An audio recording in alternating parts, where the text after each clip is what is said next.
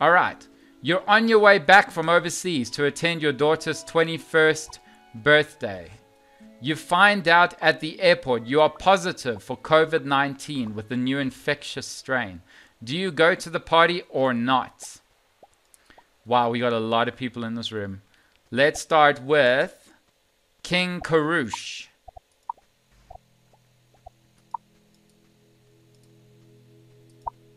We see you. King Karush. There we go. Thank you again. Well, I'm in London, so I know what the impact is. We are on a third lockdown, and I must say it doesn't matter. It's a 21st, it's a 18th, doesn't matter what age she is getting at that point of time. It's not worth the risk for whoever is attending and my own children. So definitely I wouldn't be going to it. Cool. Straight to the point. Thank you. Thank you very much. Zonated Sumo. Okay, this is a difficult one, really. My personal views on COVID are relevant, but in reference to the others that might, have more different views that I have on it, more supportive, and want to make sure people are safe, I probably wouldn't go. Cool.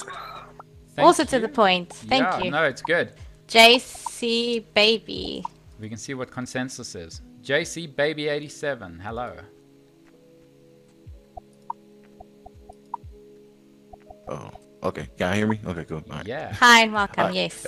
All right, appreciate that. How y'all doing? So for me, I have a daughter. I have a daughter anyway. So this question here is, I would not go to the party. Well, being COVID-19 being one of the reasons, and also too, it's her 21st birthday. With her turning 21 in the States, I'm pretty sure she does not want me there, and I don't want to be there. With turning 21, that's a big birthday. So I just give her space on that. Let her do what she want. All right. Thank you. Toby. You sound like a very decent dad. Toby. Well, for me, it's quite an easy one. You can't go. How can you possibly go when you have the virus that's killing people? If you then spread it onto not just your daughter, but then to your other family, and then what if one of them dies? Then you've got that on your conscience for the rest of your life, that you could have just stayed at a hotel or something and quarantined yourself. But no, you decided to go to your daughter's birthday party because maybe she's going, oh, well, why can't you go to my 21st birthday party? It's only a virus. So I won't catch it and die from it. It's like, yeah, that's not the point. The point is, yeah, you'll get it and you'll be fine. But what if someone else gets it and they're not? All right. Thank you, Toby. Pavel. Savushkin. Hello. Good to see you again. Yeah. Very fine. Can you help me understand social dilemma in this case? Of course, if you have COVID and you know about it, that how you want to go for party.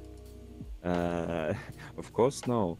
But maybe I something doesn't understand in this case. All right. Thank you, Pavel. Let's go to Azi. Am I saying that right? Yeah, but mostly it's Azi. Azi. Okay, so anyway, yeah, I think I would stay and not go to the party for many reasons, starting with I would be at least 40 something, and I don't think that my daughter, who's 21 years old, that she would be interested in, hanging out there, being sick. So I would stay at home, definitely. I would call and show her that I'm part of her life and I'm doing my job as a mother, as a good mother, hopefully. But anyway, I wouldn't go because there's like, it doesn't worth it. It isn't worth it. So I would stay and just take care of, even if I felt okay and it's like it wasn't COVID and anything else. Like if I didn't feel well or if I'm sick, I would rather stay alone and spend some time being safe. Perfect. Thank you. Sir Crying Hell.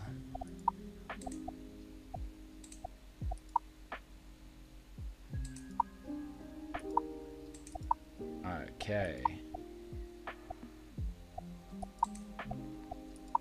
All yours.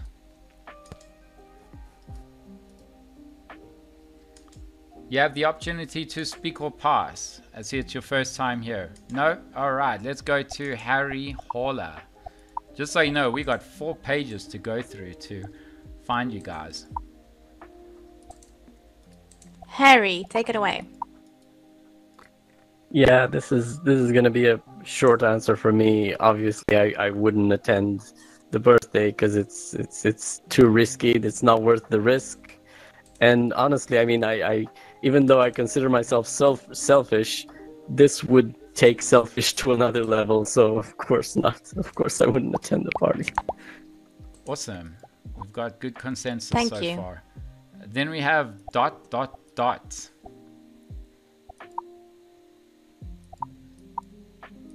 Now, all right. So ... What can we name you? Okay. Well, first of all, I couldn't imagine myself personally having a daughter, but and also I do question what is the significance of the 21st birthday. I'd have to do some research on that.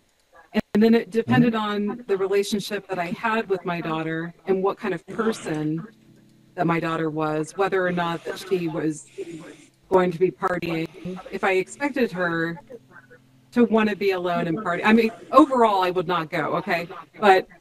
But the other side of that is, if I expected her to be partying, but didn't have the relationship with her where she was telling me that she was partying, I would show up in the background to sort of see over things without her knowing, just to make sure that things are okay.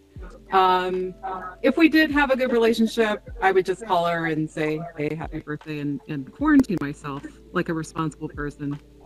Awesome. Thank you. Paul Luff. As the gentleman implied a couple of avatars back, he couldn't see the dilemma. I would agree with him. There is no dilemma here. The answer is no, you definitely wouldn't go to the party because you're putting somebody's and a group of people's life at risk. And I would contact her by Skype well before the party began in the morning, because not during the middle of her 21st party. So the answer is definitely no. Thank you. Right, thank you. Yellow Majesty. I would say the general answer would be no, I wouldn't go. However, there's always an however, a possible scenario, and just imagine if I'm 76 years old. That would be odd, but imagine that's the case, and this is probably the last time I can see my daughter, and she has invited me to the birthday. The 21st birthday is so significant for her, and she has emphasized this from the beginning. Then I would definitely take the risk and go. Right, thank you. Mint.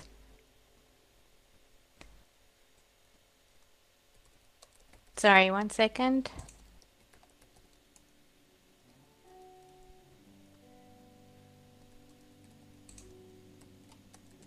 Mint. Oh, Hi. I would answer no, because I'm risking, if she's gonna party, I would be risking a group of people's lives. And even if I wasn't sick, I would probably let her be alone if she wasn't partying. And I would probably contact her before she partied, so I could be like, I have corona, I'll call you later. I'm gonna quarantine myself. I'll see you later, okay? Or something like that. Thank you. Very responsible. Well done. Bastion, is that correct? Yeah. Sorry. Yeah, correct. Okay. Yeah, I think it's definitely a no-brainer for not to go. Yeah, we're in the pandemic right now. Yeah, the numbers are high at the moment, but there isn't a vaccine right now. So I think, yeah, it's a only time when the numbers are getting lower, everybody get a vaccine, then it's, yeah, in the near future possible to go. So we have to keep strong for a little while, and then everything is possible. So. Thank you. Thank All you right. very much. Noodles, good to see you again. Noodles. Hello.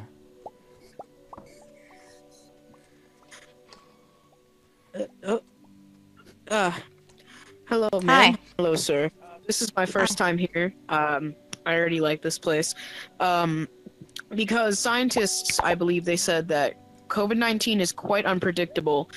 So whether or not I'm asymptomatic is definitely going to be a big standpoint in that, but most people are symptomatic, so I would not take the risk and call my daughter, tell her I love her and that I'm not going to be able to come to the party.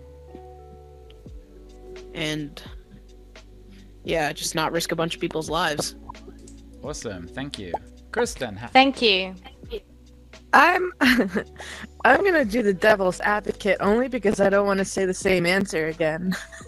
So my personal answer is absolutely not. But if I'm putting myself in that situation and say I am older, what if I'm gonna die? What if COVID's gonna kill me? What if my daughter has the vaccine? So I wouldn't go to her birthday, but maybe like I could, or maybe she could come see me wherever I land the day after, and like, you know, we could wear hazmat suits or something, you know.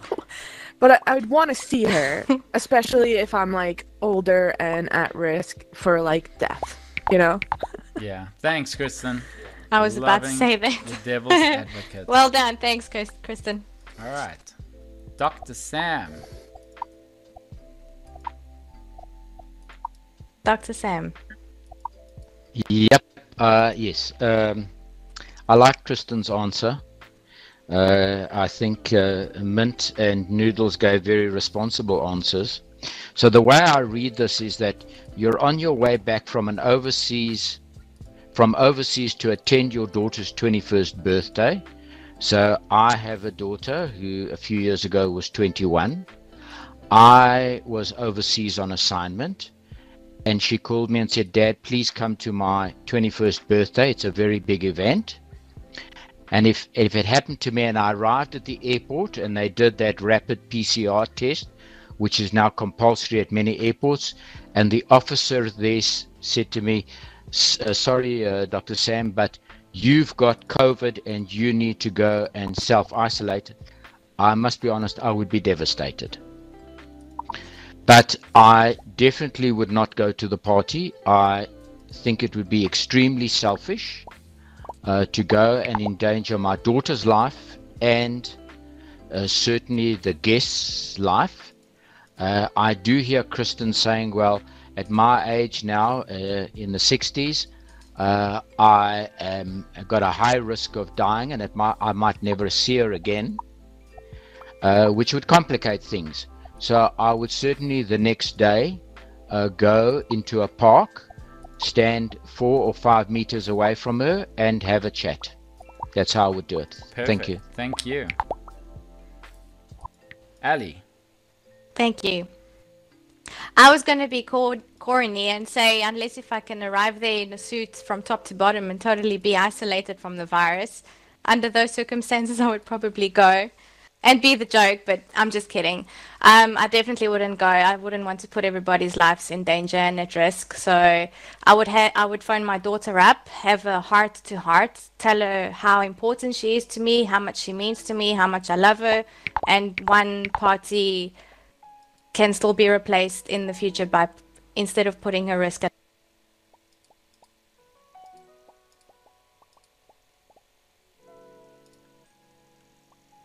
Oh, have we lost Ali? Sorry, I can't hear. Let me just see something quickly. Just hold on. Dr. Sam, did we lose Ali? Yes, I think Ali has gone. Okay, all right. Yeah, I think his screen is either frozen or Okay, Altspace is frozen. Pop, So she'll yeah. pop in now. All right. So let's just go to the one hand raise for those. What who haven't about you, spoken. Timon? I'll tell you my thoughts now. What about- I just want to go to Paul Laff, who hasn't spoken yet, and then Paul Laff. You have. I did speak. Oh, you did. I did speak. I said, yeah, about a couple of avatars ago, I would agree with him. I couldn't see what the dilemma was. Okay, all right. No, I wouldn't go. All right, thank you. Yeah, I just see these new hand raises that are over here. So Ali, did you finish there? Yes, I finished. I was Okay. just ending off by saying I definitely wouldn't go. Okay. All right. So I remember my 21st, how special it was and how, important of an event it was to me with the speeches and with the entire family together. And if I was the father and my daughter was having her 21st, well, the first thing is I would make sure that I'm on Zoom or Skype. I would have the computer there put on the table so that I can also enjoy the party. I'll get champagne. I'll just be with her that entire night, being online, showing that my priority is with her in that room, rather than just saying, nope, can't go to the party, switch off and then go and watch TV. I would be there the whole night.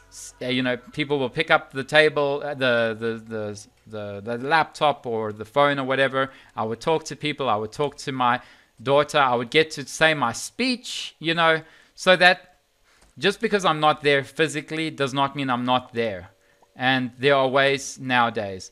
But I did write down also anecdotally. I don't know if it's a host thing that we like saying jokes, but I wondered if I could find some type of bubble that I could put myself in to go to the party, if that would be safe enough. And my question is to Dr. Sam. I'm not talking a hazmat suit. I'm actually talking about those bubbles that people go in when they are allergic to pretty much anything in the air. Are those things safe? So that's what I would like to ask Dr. Sam, because we are going to start thinking about these drastic measures if this continues for the next couple of years. Dr. Astronaut Sam. suit, maybe? Yeah, no, Timon, those bubbles are very safe. We often, when I was practicing, we used to use those bubbles for children who had acute leukemia and they were on heavy chemotherapy. We used to encase them in those bubbles. It's just quite difficult to walk in that bubble, and then it needs to be reoxygenated very often. Remember, if you're in that bubble, you're not going to be able to walk around because you need to get a certain supply of oxygen and nitrogen That was my in question. there.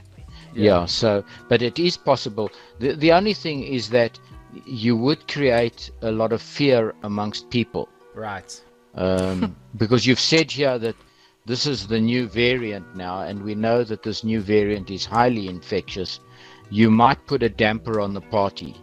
So even though it's a great idea, it might put a damper on your party. And I think your idea of a Zoom or Skype is far more practical and safer for everybody. Right. Okay. I mean that makes more sense. And you'd say, and the bubbles and hazmat suits. What are your thoughts on hazmat suits in this day and age, Dr. Sam?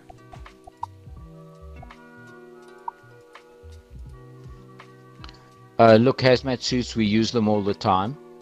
They're relatively safe, but there's no point. Remember, the hazmat suit is to protect you. It's not to protect the other people. So you would need to use a almost a space suit where you've taken in your own oxygen supply, and your mouth and face is covered completely.